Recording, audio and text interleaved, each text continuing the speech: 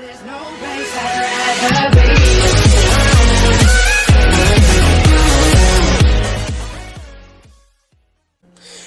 guys, welcome back to another video. Welcome back to Talking Blues with your host Ben and Mark. We hope you're all doing well today. Before we get into this video, let's make sure you like, comment, subscribe, turn the notification bell on. Really helps us out, guys.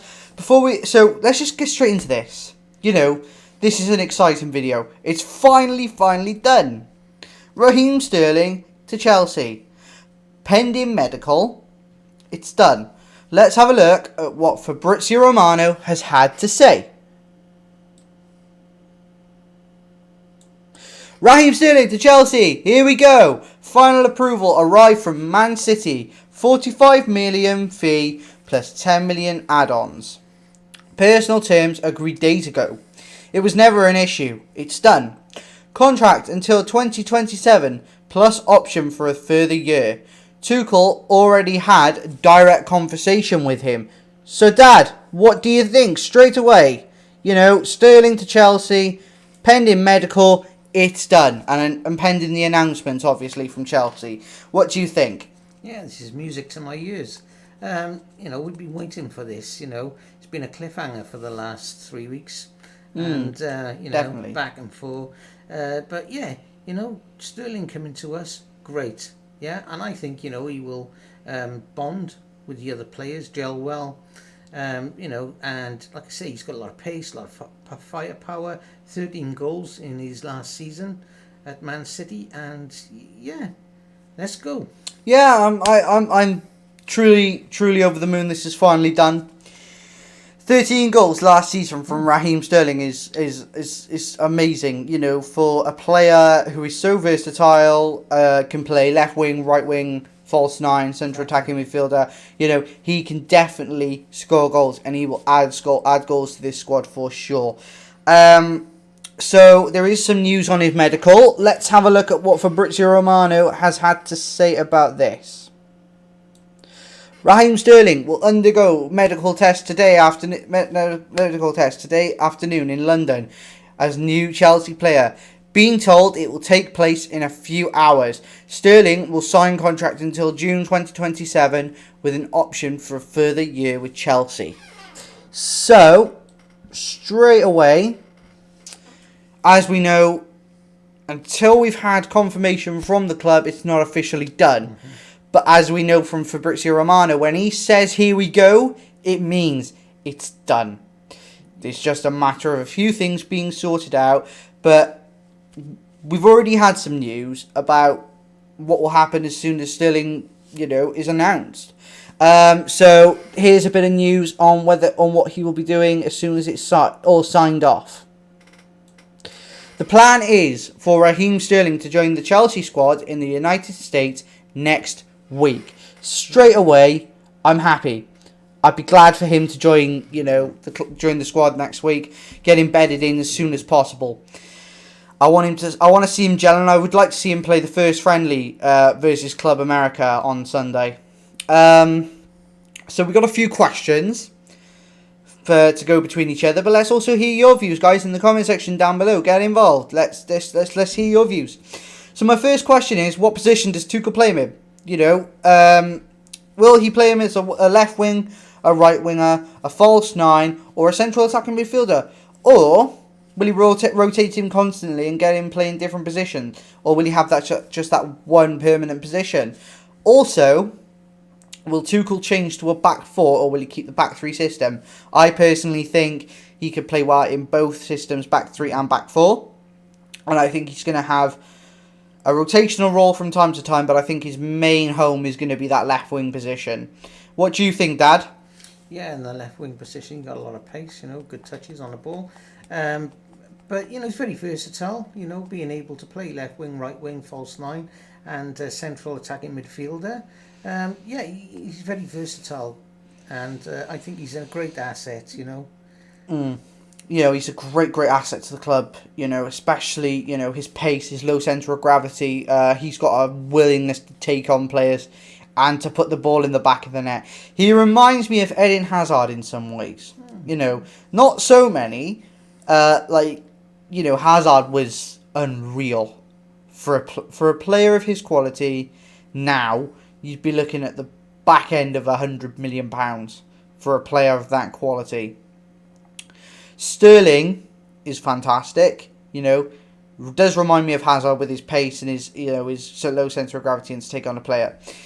And I think Sterling's exactly what we've been looking for the last year or two.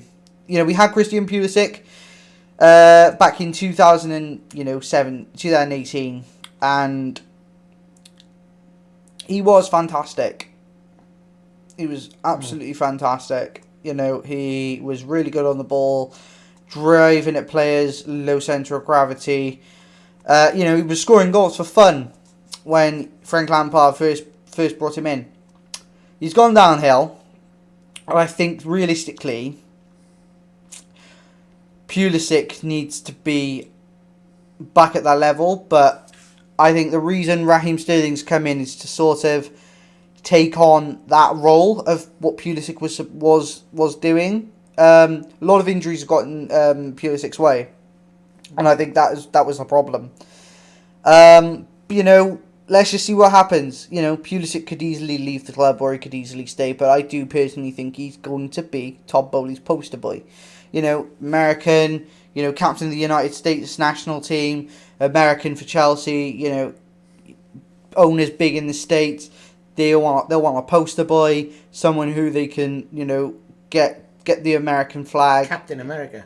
Captain America. They do call him Captain America.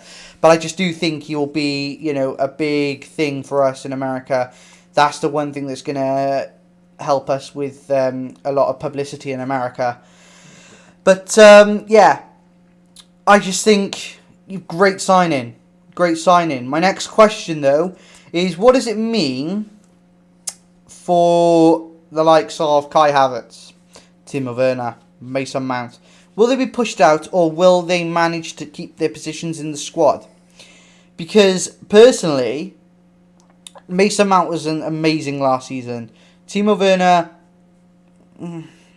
the less said about him, the better.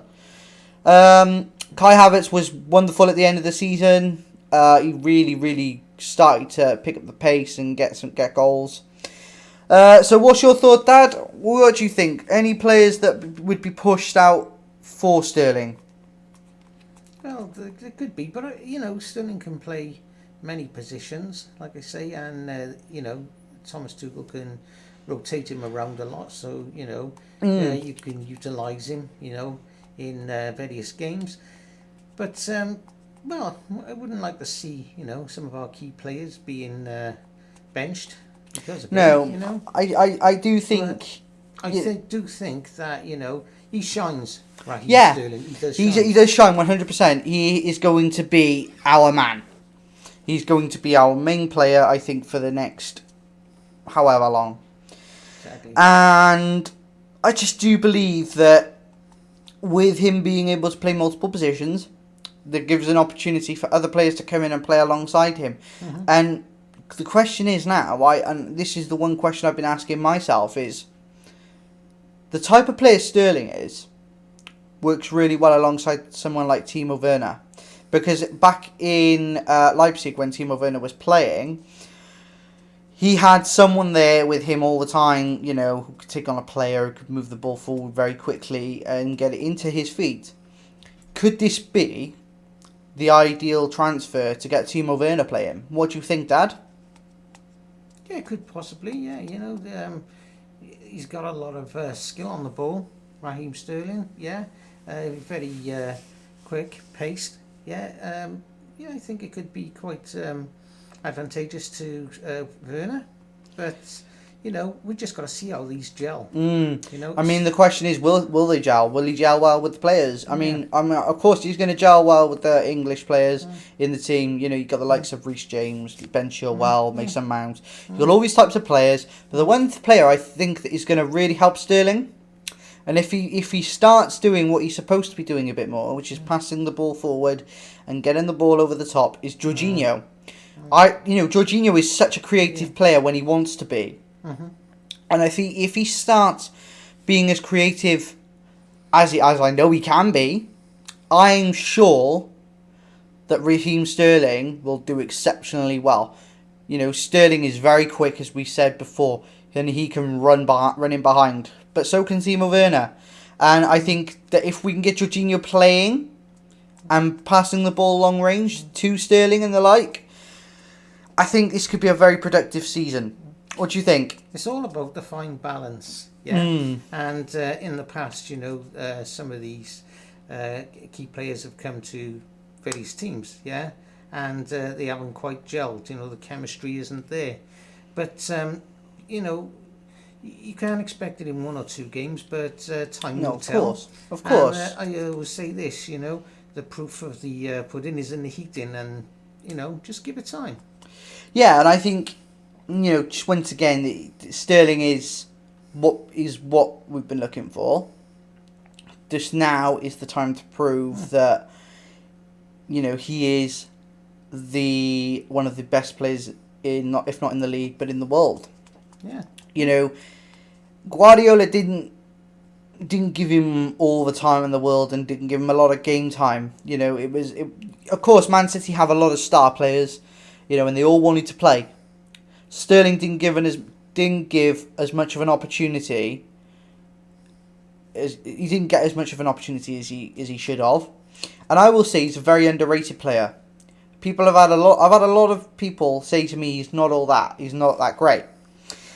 I believe he's really good. I believe he's one of the most underrated players in the Premier League. But let's just see what happens.